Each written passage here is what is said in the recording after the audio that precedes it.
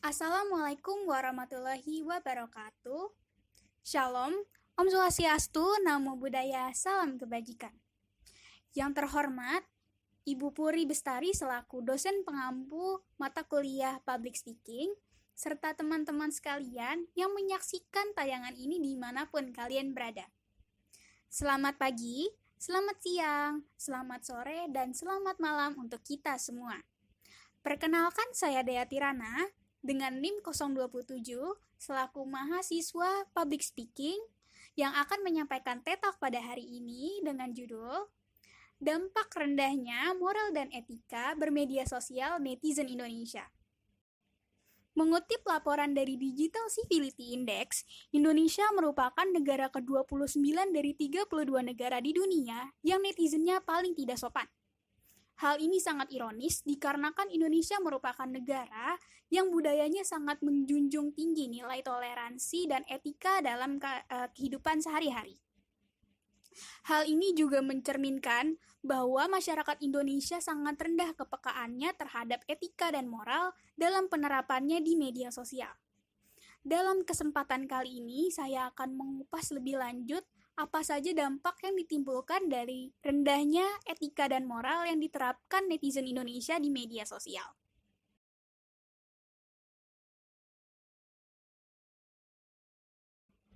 Rendahnya pengimplikasian moral dan etika dalam media sosial akan berdampak pada penyebaran berita palsu atau hoaks. Ketika netizen kurang memperhatikan etika dan moral dalam bermedia sosial, mereka cenderung akan menerima semua informasi dan hal itu akan berakibat pada penyebaran informasi yang tidak semestinya disebarkan kepada orang lain atau informasi hoaks.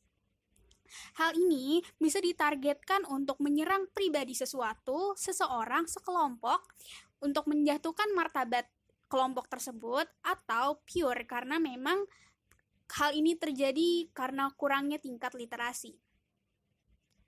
Hal ini jika terus dilakukan tanpa ada perbaikan dalam moral dan etika dalam bermedia sosial, tentunya akan merugikan sekelompok orang dan banyak orang lainnya karena informasi yang kita tampung dan kita dapat merupakan informasi yang tidak valid atau tidak benar.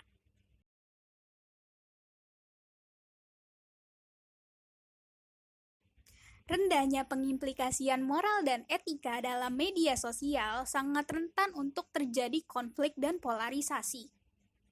Seperti pada tahun politik seperti ini, banyak sekali opini-opini yang mengundang. Rendahnya etika dan juga moral dalam implikasinya di media sosial sangat mungkin untuk memicu sebuah konflik dan polarisasi.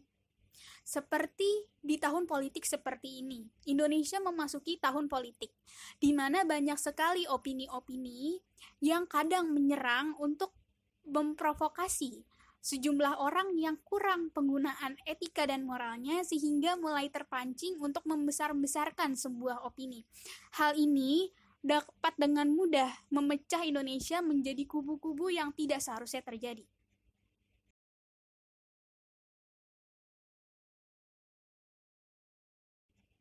Selanjutnya, pelecehan seksual.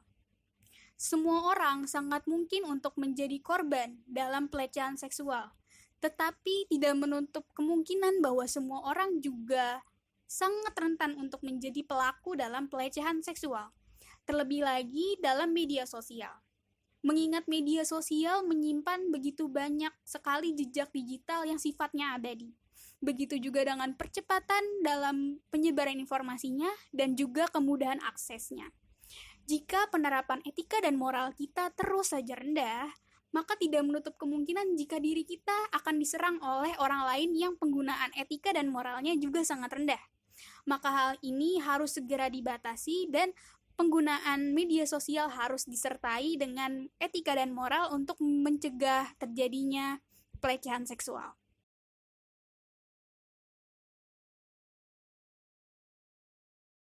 Berikutnya, rusaknya generasi setelah kita.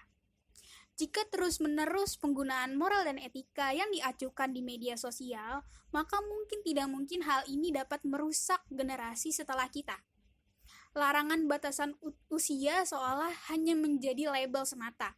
Karena kenyataannya di Indonesia sendiri masih banyak anak-anak yang melanggar hal itu dengan tetap menggunakan media sosial, tetap bermain Instagram, Twitter, TikTok, dan lain-lain.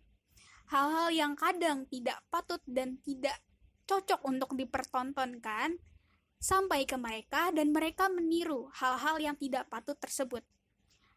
Karena anak-anak belum lengkap masa pertumbuhannya, mereka seringkali meniru tanpa memfilter terlebih dahulu. Hal ini bisa melekat keingatan mereka dan menjadikan mereka merusak pola pikirnya. Hal ini sangat memprihatinkan bagi masa depan setelah kita. Dampak dari rendahnya etika dan moral dalam bermedia sosial oleh netizen Indonesia sudah sepatutnya berhenti sampai di sini. Kita tidak bisa membayangkan bagaimana nasib generasi setelah kita, generasi Indonesia yang akan datang jika hal ini terus berlanjut. Dampak-dampak buruk yang setelah saya sebutkan sangat mungkin untuk menjadi lebih besar dan lebih kuat dampak buruknya di kemudian hari jika kita tidak kunjung menyudahinya. Sebagai pelajar, sudah sepatutnya kita untuk membuat gebrakan baru, sebuah revolusi baru tentang bermedia sosial, dimulai dari diri sendiri. Kita bisa mulai memperbanyak literasi digital, kita bisa mulai menerapkan sikap sopan dan santun di media sosial dan juga di kehidupan sehari-hari. Kita juga bisa mulai untuk mempertanggungjawabkan atas sesuatu yang kita lakukan. Semua hal yang kita lakukan. Dengan bagaimana kita memposting di media sosial, apa saja yang kita hasilkan dari media sosial, yang kaitannya sangat besar oleh orang banyak. Setelah diri kita mantap, kita bisa mencerminkan hal-hal tersebut kepada orang banyak. Kita bisa menawarkan hal-hal tersebut sebagai suatu perubahan ke depannya menjadi lebih baik kepada orang banyak.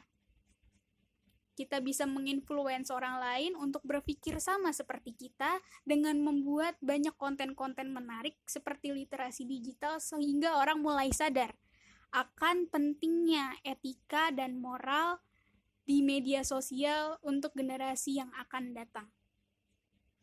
Selain itu, peran pemerintah juga sangat penting dalam mengawasi masyarakatnya dalam bermedia sosial, sehingga tidak terjadi lagi dampak buruk dari rendahnya etika dan moral dalam bermedia sosial oleh netizen Indonesia. Undang-undang yang terkait harus segera diketatkan untuk menanggulangi hal-hal semacamnya untuk segera diselesaikan.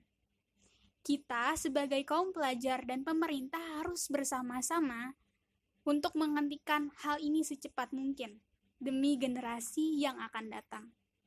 Sekian yang dapat saya sampaikan, semoga dapat bermanfaat bagi kita semua. Wassalamualaikum warahmatullahi wabarakatuh.